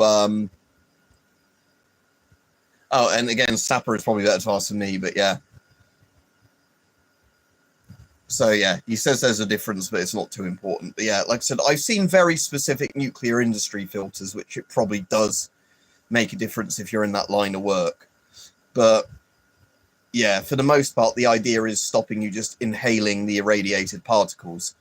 But again, I think a much bigger danger if you've just got, you know, a mask and that is just where you are. Because again, how dangerous fallout is if there is actually a nuclear bomb is that if you're pretty much in a house that's, you know, and it lands on your roof, it is not,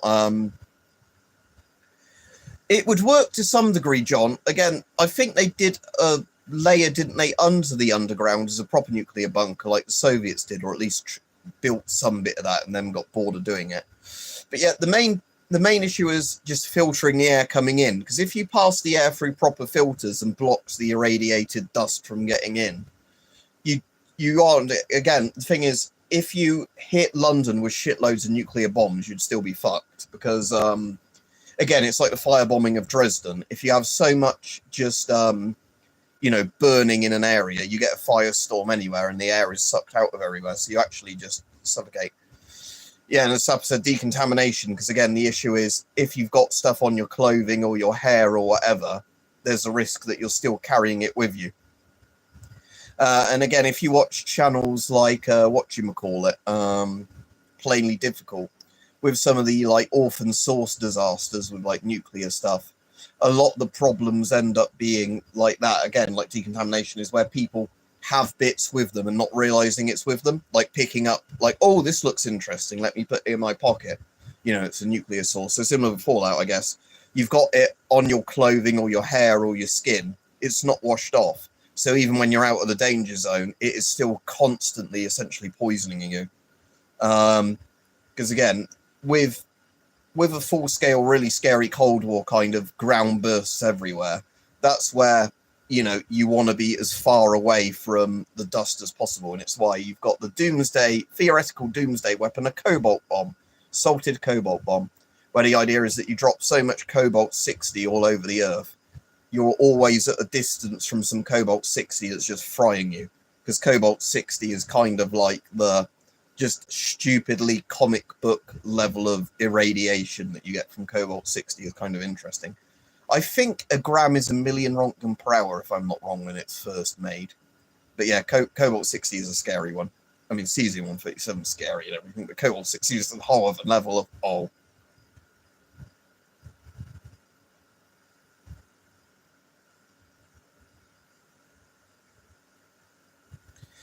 Again, I wouldn't know Quang on all the stuff there, because again, I know with filters, certain gases eat through filters at different speeds. But again, the problem is if you're in a radiated area, even if your filter was blocking it, you're still absorbing all the gamma rays and hard beta from everywhere else around you. So the problem is you need to get out of there. That's the issue, that even if you were, say, in an airtight little room, if there's fallout dust that's sufficiently radioactive landing on your roof and around you, it's still going to be blasting radiation through the walls at you. But yeah, I will be off in a minute anyway. But yeah, Visa sent me an interesting thing the other day about World War II bunkers that I don't think were ever ended up being used. Although I think they were, near the end of the World War II.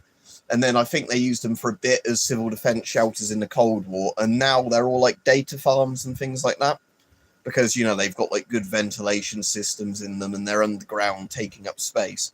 So apparently there's a couple in London. I can't remember if there were some in some other cities, but that was quite an interesting little like YouTube video about like, you know, these things in London you can see from the outside. You know, their vent blocks are quite obvious if you know what you're looking for.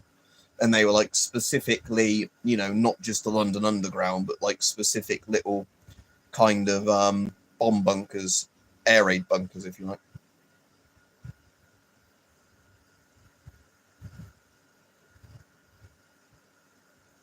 They stopped showing bonker. Instead, they show coolest ICBM. I don't know what you mean by a bonker. You should see Albania.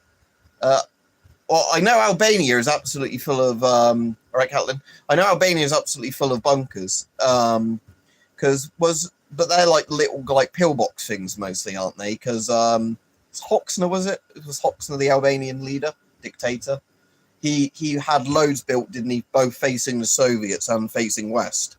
So they're like these kind of little kind of concrete dome things, aren't they, everywhere? I know, like, obviously the top government people would have had massive, like, nuclear bunkers as well, like in pretty much every country. But yeah, Albania was the one, wasn't it, where they built... Yeah, the... What was really funny was there was something the Russians were boasting about a while ago that reminded everyone of those Pilsky preservation shelters, whatever they're called. It was these little, like what looked like cargo container porta cabin sort of things. Yeah, sadly, governments don't really care about saving the lives of civilians in a nuclear war. They just want, they want more. Exactly. It's not about saving your own people. It's about killing as many of the enemy as possible. Again, that's the deterrent factor of it, is that we can kill you however many times over. But yeah, that's why the whole mutually assured destruction thing is mad, because it is, you know, at that point, everyone is going to die if everybody is up gaming each other with nukes. But yeah, what was funny is when I was in Germany, there were a load of old, I think they were like some sort of, you know, like newspaper standy kind of things, you know, like billboard, not billboards, but they were like round and that. And some of them did have doors in them. They exactly reminded me of those things. I think some of those have been converted in some places into public toilets. But yeah, it's that exact thing. But yeah, anyway, the Russians, were, they basically had this porta cabin thing that they were boasting was a nuclear shelter. And people were noticing from the pictures there were no good ventilation looking bits on the outside. So if you crammed a load of people in there, they'd probably suffocate from, you know, even if there was proper filtered air, you know, for it, it wouldn't be enough for the amount of people in it. But the thickness of them clearly would not work as a fallout shelter, because unless they were underground somewhere, any irradiated dust that lands on the roof, it's like that much thickness between that and the inside. So even if that was pure lead, it would do nothing against, you know, cesium or cobalt. Old bunkers still in service? I don't know. In Albania, I think they're just everywhere littered around. But again, they wouldn't protect you from anything. They're like pillbox ones. In the UK, there's a couple of museums. In the UK, we have Calverton Hatch, which was a central government nuclear bunker. And some cities have their own little regional government nuclear bunkers.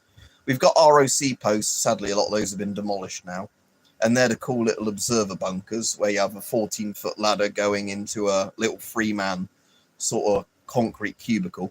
But again, I wanted to get an ROC post, but sadly now they're stupidly expensive, because when Putin invaded Ukraine, people that previously had no interest in them, because originally it used to be hobbyists would buy them to do them up and then have them as a cool little man cave. But sadly, what ended up happening was once Putin went into Ukraine and went, ook, I'm going to nuke, lots of people with more money than sense bought them, started buying them up. So the prices massively shot up, even though, again, an ROC post isn't really ideal for a long nuclear conflict kind of idea. Because unless you lived right next to an ROC post and could quickly dive into it, if you've bought one that's like 50 miles from your house, you're never going to get to it in time of actually using it. And you'd still have to upgrade all the filters and, you know, put new air systems in and renovate them all up, because a lot of them are all damp and squalid, you know, because they've been abandoned since the end of the Cold War, partway through the Cold War. But yeah, so sadly, at one point I was looking at them where like a bad condition one might auction for £10,000 and a pristine one with a load of land with it would go for 50 grand, and I was properly saving up for one. But then because Putin went into Ukraine, now it's like the really, really shit ones are 30 to 50 grand. And I assume they're just probably going over 100k now for the ones you could build a house on the land, you know, get planning permission and have that as your basement, an actual nuclear bunker as your basement.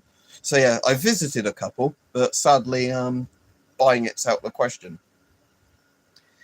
Depends how much food and water you stored in it and how many people are down there. Because, I mean, there's a chemical toilet in an ROC post. So in an ROC post, if you had one person in it and you'd properly stored loads of food in it, you know, like the most energy efficient rations as possible, and stored a shitload of water and were being very conservative of your water, so you'd use most step base for that, not books or anything else, you could last quite a long time, probably months in one, but it'd be pretty miserable. Because like I said, ROC posts are not that big. Because obviously, I think Calvert and Hatch, the big government one, was about 3 months they'd be down there if it wasn't at max population. So obviously, the less people in it, the more longer rations last, if you like, and the less strain is on all the ventilation and the air supply and everything else. But ROC posts never, yeah, exactly. Well, ROC posts just use battery storage, but in an ROC post, you wouldn't need a generator, because how they work is they just had a physical, very simple vent system that didn't actually really keep fallout out. Like, it would keep fallout out, but not if the wind was in the wrong direction or whatever. They later upgraded some with a crank, where there was a hand crank, where, like, every set amount of hours per day, you'd have to, you know, do that, crank air into the bunker, and if you forgot to do that, you'd suffocate, because it actually had a proper filter, and you had to do that to crank the air through the filter. But yeah, in an ROC post, you wouldn't need electricity. You could be down there in a pitch black and it wouldn't matter, because how they worked is there were 2 air vents, and the air naturally would just flow through the bunker and back out again. But again, it had, like, you know, its own little, basically the vent blocks were the ones where, you know, they're shaped like that. So the idea is fallout can land on the vent, but it won't magically go like that. But again, if the wind was in the wrong direction, it probably could. Oh, Colin Furs, yeah. I've seen the Colin Furs one. There's also another bloke I've seen who's made a really cool bunker, where he had a well in his garden, like, you know, a really deep well with a staircase going down it, you know, like, so it works as a well. It's like those stairs that is like, you know, they come out from the side of the well, then there's a gap, like an air gap, then there's another step. And they, what do you mean vaults? I mean, in Fallout vaults, you have horrible experiments done on you by Vault Tech. Fallout vaults probably wouldn't be very fun to be in. But yeah, this bloke, so he had this really deep well in his garden. So then what he did is, whatever the height was part way down as well, not all the way down, because obviously he had it so the very bottom of the well would still fill with water. But then he had a doorway that went off of the well, and then all of the bits, you know, like, then he built his own bunker of a Great Escape style tunnel where you could lay on a little cart and it would go into the main little man cave bunker. And I think that was connected to his house, you know, so there was one entrance that was probably like a basement entrance from his house. And then he had the other connector in the well. So I assume if the house collapsed and you were trapped under the rubble, you could get out via the well. And then he had it, you know, stocked as a, you know, little survival bunker down there. Yeah, again, if there's lots of cool things you could do with your money if you were very rich, isn't there?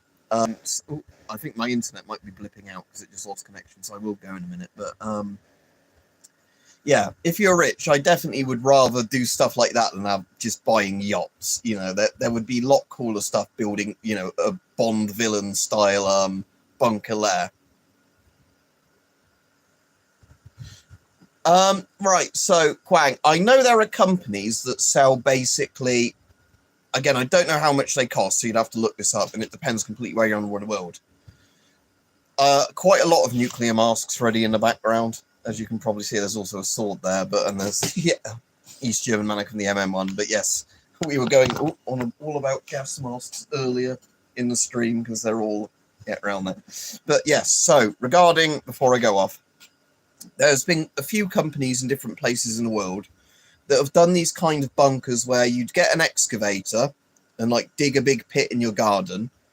They're kind of like cargo containers, but not they're not cargo containers, but that's the easier way of describing them.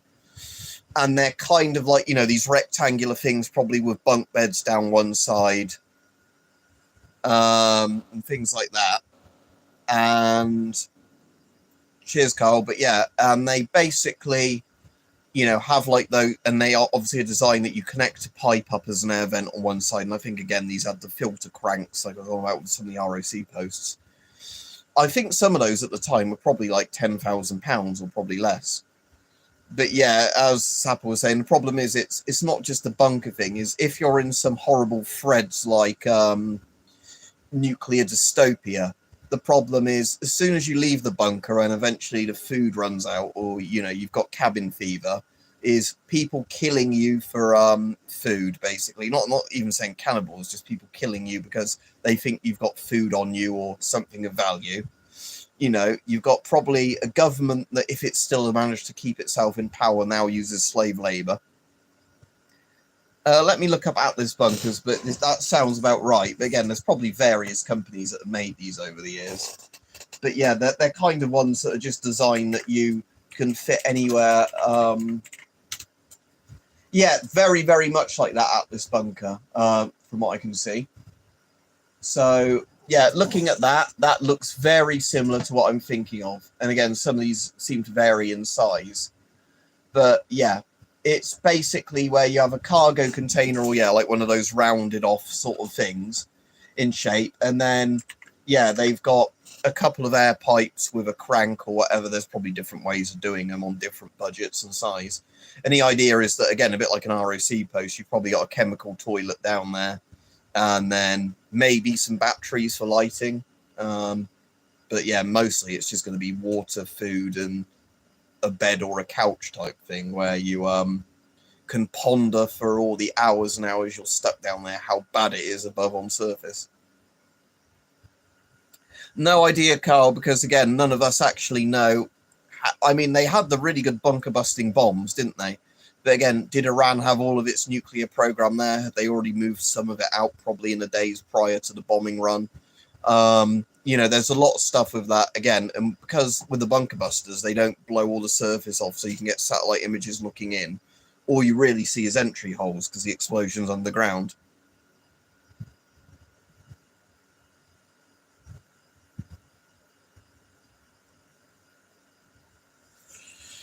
Yeah, again, I suppose you could have a rock garden, couldn't you, above a bunker? All right, cheers, Sapper. I'll check that either tonight or tomorrow because, like I said, I'm going off in a minute, and I was meant to be doing some other stuff tonight, but this stream's gone on nearly 2 hours now. Yeah, speaking of stuff like TV, John, I mostly watch educational stuff while playing games or whatever, or when I'm at work because I'm allowed like a speaker on at work.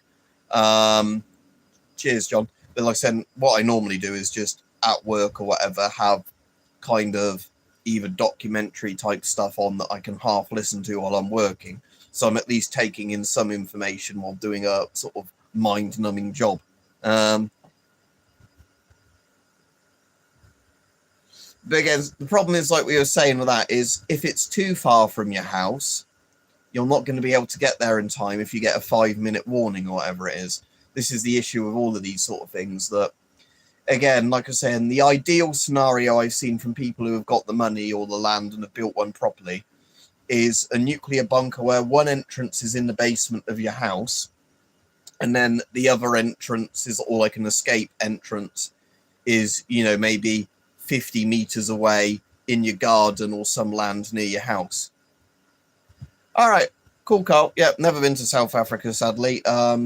Mostly I've only been to places in Europe, but weirdly, I can't remember. I was talking to somebody about South Africa and Rhodesia the other day, but so kind of related, but right. Anyway, have a good evening, everybody, and any messages or whatever, I'll try and catch up with tomorrow before I go on, because like I said, annoyingly, I'm meant to be doing some other stuff tonight, so I want to sort of cut myself off from emails and YouTube and everything now for a couple of hours. All right, have a good evening, everyone. Well, 2 hours stream. Right, thank you. Have a good day.